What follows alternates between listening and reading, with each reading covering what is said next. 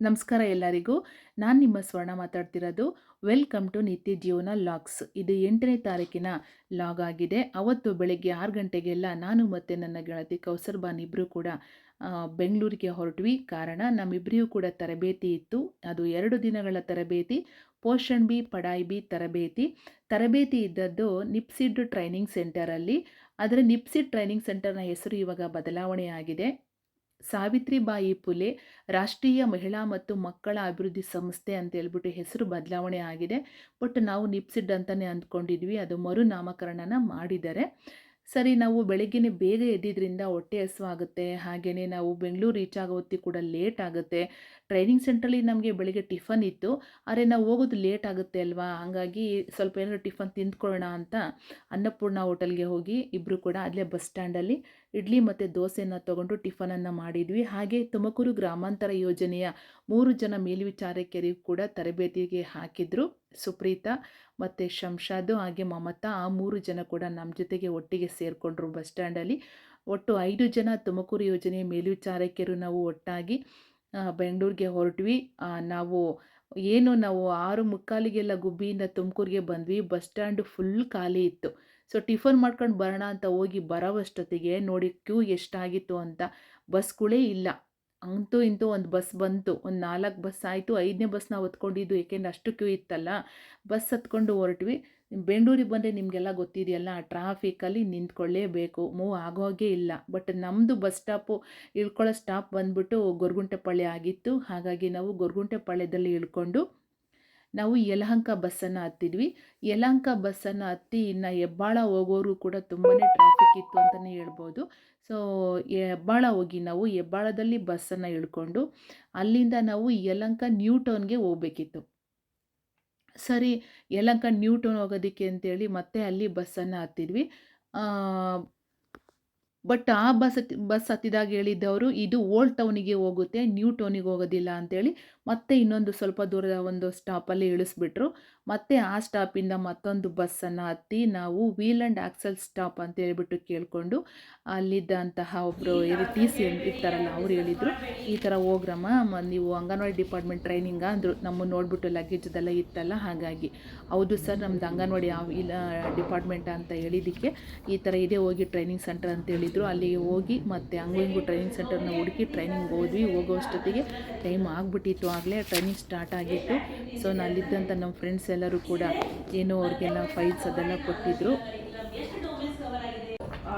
ತಪ್ಪು ತಿಳುವಳಿಕೆಗಳೇನಿದೆ, ತಪ್ಪು ತಿಳುವಳಿಕೆ ಇದೆ.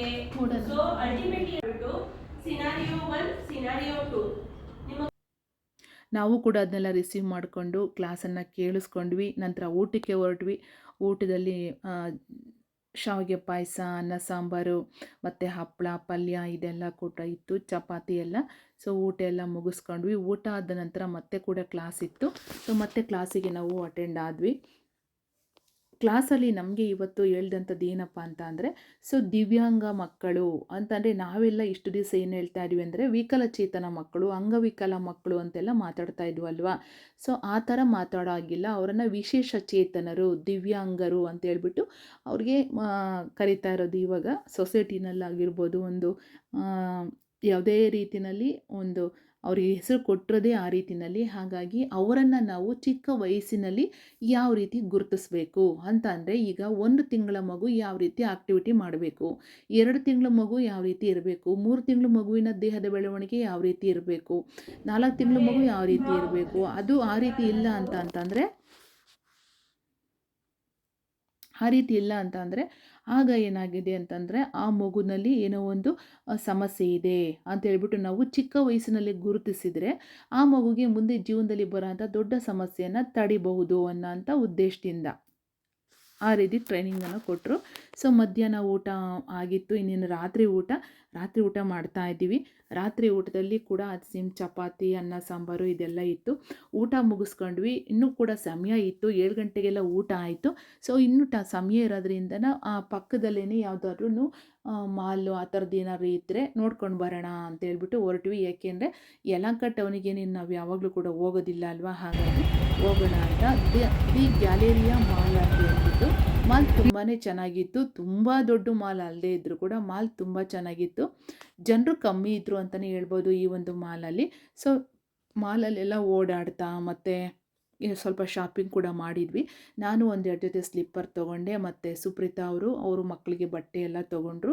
ಮಮತಾ ಕೂಡ ಡ್ರೆಸ್ ಅದೆಲ್ಲ ತೊಗೊಂಡ್ರು. ಹೀಗೆ ಎಲ್ಲರೂ ಕೂಡ ಒಂದೊಂದು ಶಾಪಿಂಗ್ ಮಾಡಿದ್ವಿ.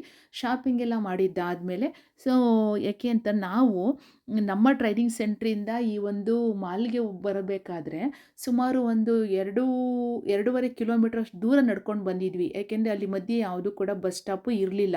ಹಾಗಾಗಿ ಊಟ ಮಾಡಿದ್ದೆಲ್ಲ ಜೀರ್ಣನೇ ಆಗಿತ್ತು ಅಂತ ಹೇಳ್ಬೋದು. ಆ ಮಾಲಲ್ಲೆಲ್ಲ ಸುತ್ತಾಡಿ ಓಡಾಡಿ.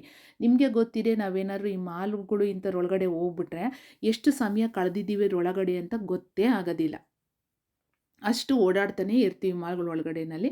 ಸೊ ಸರಿ ಅಂತೇಳ್ಬಿಟ್ಟು ಏನಾದ್ರು ತಿನ್ನೋಣ ಅಂತೇಳಿ ಮಾತಾಡ್ಕೊಂಡ್ವಿ. ಹಾಗೆ ಅಲ್ಲಿ ಇದು ನಾವೇನು ಹೆಣ್ಮಕ್ಳೆಲ್ಲ ತಲೆಗೆಲ್ಲ ಹಾಕ್ಕೊಳ್ಳೋದು ಅದೆಲ್ಲ ಕ್ಲಿಪ್ಸು ಅವೆಲ್ಲ ಇರುತ್ತೆ ಅಲ್ಲ, ನೋಡಿ ಏರ್ ಬೆಂಡು ನೋಡಿ, ಕೌಸರ್ ಬಾನು ನನಗೆ ಏರ್ ಬೆಂಡ್ ಹಾಕ್ತಾಯಿದ್ದಾರೆ ನೋಡಿ. ಹೀಗೆ ಸಣ್ಣ ಮಕ್ಳ ಥರ ತಮಾಷೆಯಾಗಿ ಮಾತಾಡ್ತಾ ಓಡಾಡ್ತಾ ಮತ್ತೆ ಬಂದ್ಬಿಟ್ಟು ಫಸ್ಟು ನಾವು ಅಲ್ಲಿ ತೊಗೊಂಡಿದ್ದು ಪಾನಿಪುರಿನ ಒಂದು ತೊಗೊಂಡ್ಬಿಟ್ಟು ಅದು ಟೇಸ್ಟ್ ಹೇಗಿದೆ ನೋಡೋಣ, ಮತ್ತು ಅದು ಚೆನ್ನಾಗಿದೆ ಅಂತಂದರೆ ಬೇರೆದನ್ನೆಲ್ಲ ತೊಗೊಳ್ಳೋಣ ಅಂತ ಮಾತಾಡಿಕೊಂಡು ಒಂದು ಪಾನಿಪುರಿನ ತೊಗೊಂಡ್ವಿ. ಸೊ ಒಂದು ಪಾನಿಪುರಿ ತೊಗೊಂಡು ನೋಡಿದ್ವಿ, ಮತ್ತು ಅವರು ಕ್ವಾಂಟಿಟಿ ತುಂಬಾ ಕಡಿಮೆ ಕೊಟ್ಟಿದ್ದರು, ರೇಟ್ ಕೂಡ ಜಾಸ್ತಿ ಇತ್ತು. ಹಾಗಾಗಿ ಸೊ ಇದು ಬೇಡ ಅಂತ ಕ್ಯಾನ್ಸಲ್ ಮಾಡಿ ಬೇರೆ ಏನಾದ್ರು ತೊಗೊಂಡು ತಿನ್ನೋಣ ಅಂತ ಹೇಳಿ ಒಂದೊಂದು ಪಾನಿಪುರಿನ ಎಲ್ಲರೂ ಕೂಡ ತಿಂದು ಮುಗಿಸಿದ್ವಿ. ನೆಕ್ಸ್ಟ್ ನಾವು ಪಿಜ್ಜಾ ತಗೊಂಡ್ವಿ. ಪಿಜ್ಜಾ ಚೆನ್ನಾಗೇ ಇತ್ತು, ಮತ್ತು ಪಿಜ್ಜಾ ರೇಟು ಎಲ್ಲ ಕಡೆ ಒಂದೇ ರೀತಿ ಇರುತ್ತಲ್ವ. ಹಾಗೆ ಮೊಮೋಸ್ ಕೂಡ ತೊಗೊಂಡ್ವಿ, ಅದು ಕೂಡ ಚೆನ್ನಾಗೇ ಇತ್ತು ಅಂತ ಹೇಳ್ಬೋದು. ಹಾಗೆ ಕೊನೆಗೆ ಜ್ಯೂಸನ್ನು ತೊಗೊಂಡ್ವಿ. ಜ್ಯೂಸ್ ಕೂಡ ತುಂಬ ಚೆನ್ನಾಗಿತ್ತು. ಒಬ್ಬೊಬ್ಬರು ಕೂಡ ಒಂದೊಂದು ತಿಂಡಿನ ಸ್ಪಾನ್ಸರ್ ಮಾಡಿದರು. ಎಲ್ಲದೂ ಕೂಡ ಚೆನ್ನಾಗಿತ್ತು. ಮತ್ತು ಈ ರೀತಿ ಇತ್ತು ನನ್ನ ಮೊದಲನೇ ದಿವಸದಲ್ಲಾಗೋ. Thank you.